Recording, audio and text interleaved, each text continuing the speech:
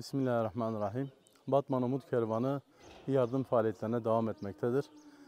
Batman'ımızın Gerçüş ilçesi Ese köyünde bizim Gerçüş temsilcimizin yapmış olduğu tespitler doğrultusunda Ese köyündeyiz. Burada çok fakir bir aile vardı.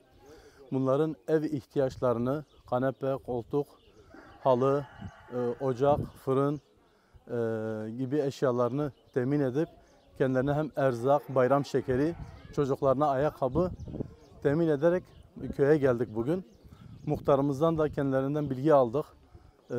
Gerçekten bu ailenin hiçbir gelirinin olmadığını, evlerinin çok kötü durumda olduğunu ve fakir olduklarını tespit ettikten sonra bugün gönüllülerimizle birlikte bu köye gelip yardımlarımızı devam ettirdik. Siz hayırseverlerimiz Umut Kervanı aracılığıyla yapacağınız yardımları muhtaç, fakir, yetim ailelere ulaştırıyoruz. Rabbim sizlerden ve hayırseverlerimizden razı olsun.